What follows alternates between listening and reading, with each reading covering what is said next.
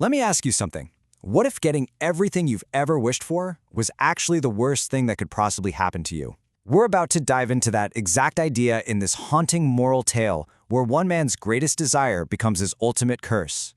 Yeah, this isn't just some campfire story. Think of it more as a warning. It's a parable about that deep, hollowing emptiness that's waiting for you when all you care about is, well, stuff. All right, so let's meet the guy at the center of all this, our protagonist.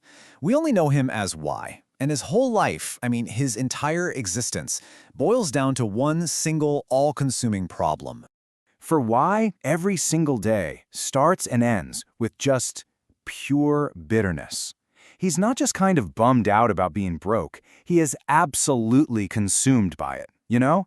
It's the first thing on his mind when he wakes up and the last thing he stews over before he falls asleep. And he's not looking to take any responsibility here. No way. Instead, he just screams these questions up at the sky, blaming God, the universe, whatever, for all his problems. It's turned into this toxic, daily ritual for him.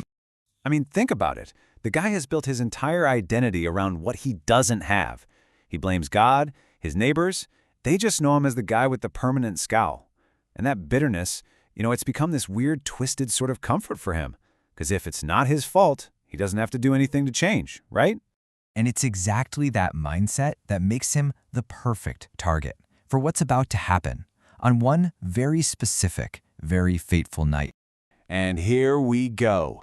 This is where it all starts. That fateful encounter on the road.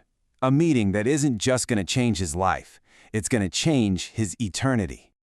The scene is set perfectly, right? It's like something out of a ghost story. You've got this deserted road, a heavy moon hanging low. Yakubro is just shuffling along, lost in his usual dark thoughts, with absolutely no idea he's about to walk straight into his destiny. And then, poof, a figure just appears out of the darkness. Not walking up the road, not stepping out from behind a tree, but just materializing. He's tall, slender, wearing this perfect suit that seems to just drink the moonlight.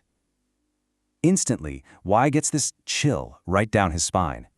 Now, this stranger doesn't just say, hello. Oh no. He immediately exposes Yai's deepest, darkest secrets. He starts speaking Yai's most private, hateful thoughts right back at him, things Ya was sure nobody else could ever know. And then comes the big reveal, the moment that changes everything.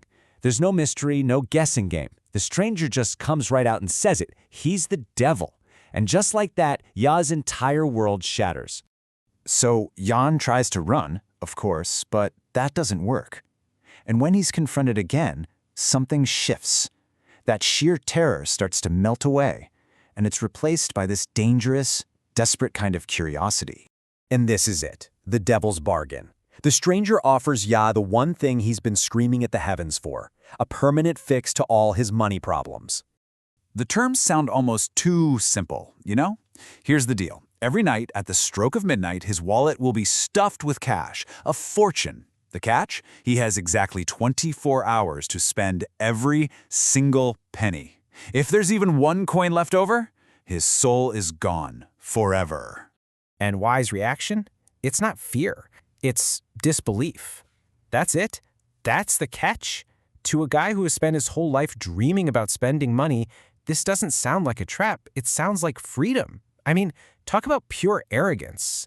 So just like that, no hesitation, Y takes the deal. They shake on it, and in that moment, Y feels it. This cold certainty that he's just been marked, like a piece of him has been filed away for later. There's no going back now. Sure enough, at midnight, his beat-up old wallet is suddenly overflowing with cash. The deal is very, very real.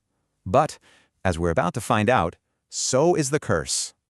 And so, day one begins, the agony of acquisition. What starts out as the best day of his life quickly spirals into this desperate, frantic panic. The dream becomes a nightmare, with a very loud ticking clock. That first morning, Y feels this amazing sense of freedom. All those years of worrying about money, just gone, vanished. He's rich, like unbelievably, fantastically rich. This is everything he ever wanted. But just watch how the day plays out. He starts with the easy stuff, right? Fancy car, designer clothes, a swanky penthouse. By evening, though, this anxiety starts to creep in. He hits a casino and starts gambling like a madman. Not trying to win, just trying to lose, to get rid of the cash. By 11 o'clock at night, he's in a full-blown, desperate race against the clock. And this is the real horror of the deal. The problem isn't just spending the money. It's that the money never runs out. It just keeps coming.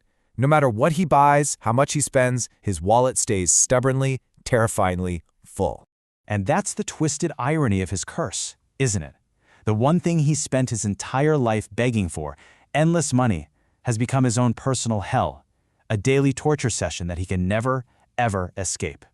So this whole parable doesn't just end with Saul stuck in his nightmare. It leaves all of us with a pretty big question.